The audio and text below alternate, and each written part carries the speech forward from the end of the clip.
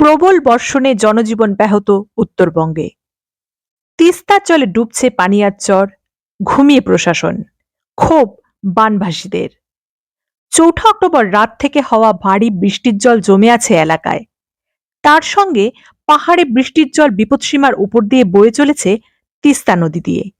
আর তার জেরেই ডুবে গেল কুচবিহার জেলার মেকলিগঞ্জ ব্লকের জয়ী সেতু সংলগ্ন পানিয়ারচর গ্রাম।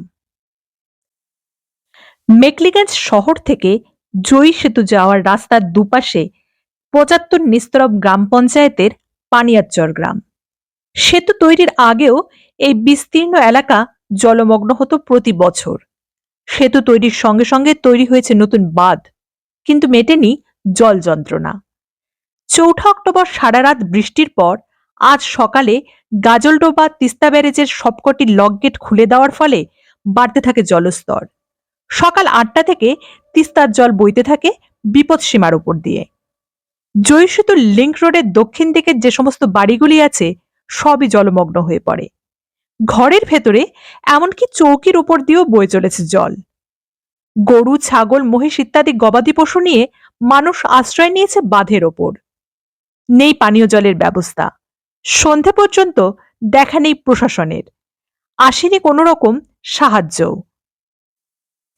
আবহাওয়া দপ্তর সূত্রে জানা যাচ্ছে রাতে আবারও বৃষ্টি হতে পারে।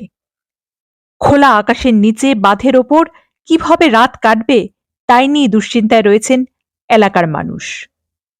কোচবিহার থেকে দেবারতী, জেবি লাইভ নিউজ।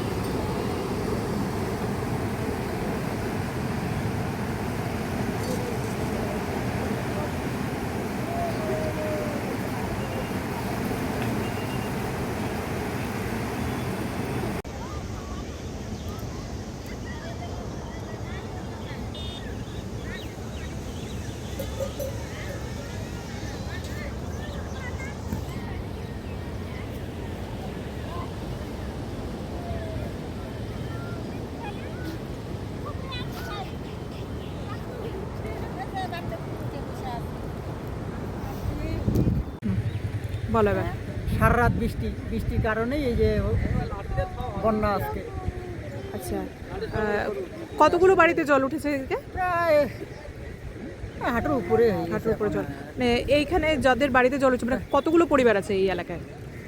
আমরা এইখানে মোটামুটি 13-14 ঘর আছে। 13-14 ঘর মানুষ আছে।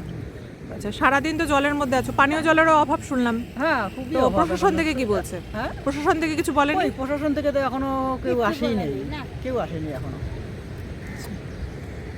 কেউ আসেনি। আরো জল উঠলে কি ব্যবস্থা হবে? এখন আরো জল হলে ব্যবস্থা আমাদের এই যে বাঁধের উপরেই আসতে হবে, বাঁধের উপরে থাকতে হবে। এখন আর কি করবো? এখন সকাল যে রাত থেকে যে বৃষ্টির কারণেই এই যে গরু ছাগল নিয়ে এখানে কি করে আমরা থাকবো, এটা একটা টেনশন। এইটাই খুব টেনশন। একটা বাচ্চা কাচ্চা যে একটা জল খাবে, জলটাও নেই।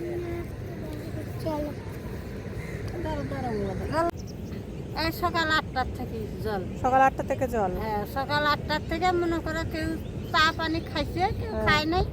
আমাদের গরু ছাগল নিয়ে সেই সমস্যা। ঘরের জল, বিছনা পাটি শুদ্ধ জল, মনে করে বিছানা অবধি জল উঠে গেছে। তো এই যে রান্না বান্না সব বন্ধ, আমরা এখন চলাফেরা করতে পারি না। এগুলো আর কি, জল তো সমস্যা দেখতেইছেন যে কেমন জল। প্রশাসন থেকে কিছু বলেনি? না, কিচ্ছু বলে প্রশাসন থেকে কোনো সাহায্য এখনো আসেনি? কোনো সাহায্য টাহায্য নেই। এই যে গরু ছাগল নিয়ে আমরা কি করে রাত্রেবেলা থাকবো, তার একটা টেনশন, এগুলোই আর কি। আপনার নাম? আমার নাম মমিরুল খাতুন।